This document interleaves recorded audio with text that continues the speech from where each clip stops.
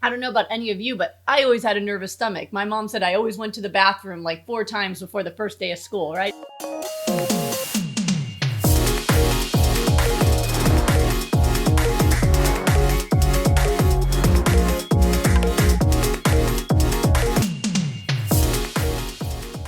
Do you tend to have a lot of diarrhea or gut distress? Do you have cramping in your gut? Or do you tend to have a ton of constipation or other issues? A lot of people don't realize that the issues that you have going on in your gut are often fueled by issues you've got going on in your life. Now, I'm not saying it's psychosomatic, so don't worry about that. Sometimes people think if you say it's caused by stress or other things that somehow you're making it up. It is absolutely not the case.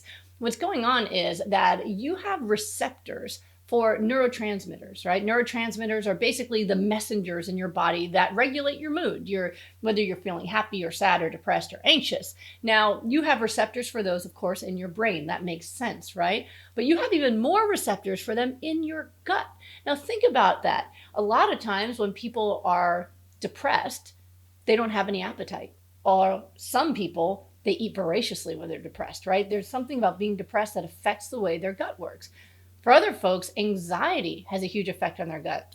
I don't know about any of you, but I always had a nervous stomach. My mom said I always went to the bathroom like 4 times before the first day of school, right? And even to this day, if I'm going to speak to a crowd of more than about 400 people, usually I'm in the bathroom first. It's just the excitement, right? So there's something about it. Now imagine, now that is basically that level of excitement, right? Where my nerves are ratcheted up because something big is happening. Now imagine that's happening to you every day. That's what's going on in people who have anxiety, right? People who have anxiety or a lot of stress, they're in that moment of kind of fight or flight every single day. And so every single day they have nervous stomach where they are clearing out their system, because understand, in nature, so in the wild, for example, if you had to run from a predator, you want to be as light as possible. So often you would just release the contents of your bowels and then you take off running, right? I saw my cat do that once when he was scared.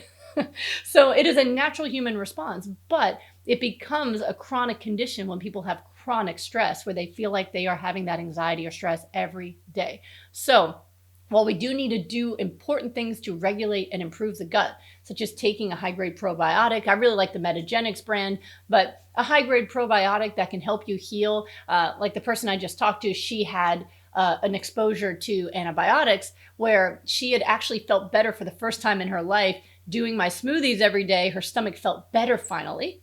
And then she had a sinus infection, took antibiotics, and then boom, all the issues were back again. So we do need to heal that. It can take up to 2 years for the bacteria in your gut to regulate themselves back to normal after an exposure to antibiotics. So you really need to do something to take care of that. You want to eat foods that will calm the gut. So plant-based foods are very good for the gut. You want to avoid animal products. You want to avoid saturated fats. All of those are destructive to the gut. Dairy is extremely destructive for the gut. So avoid all those things that hurt the gut. Eat plant-based foods. Drink a lot of water, and make sure you are taking care of your emotional health. So if you are someone who's very stressed, then 1, you need a daily routine to relieve your stress. 2, are there things you can do to change the stress in your life? A lot of people feel like they're trapped in their lives, but that is not the case. You always have choices.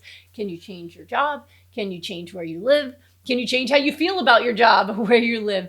But what can you do to change your stress level? What do you do to release your stress? And add exercise. Exercise is a wonderful way to decrease stress and improve your health, both in your gut and everywhere else in your body. So all of those things are very connected. And I actually read a really cool article recently that suggested that people who had chronic GI issues, either irritable bowel, chronic diarrhea, or constipation, should have their GI doctor working with a psychiatrist together as a team to help heal the gut.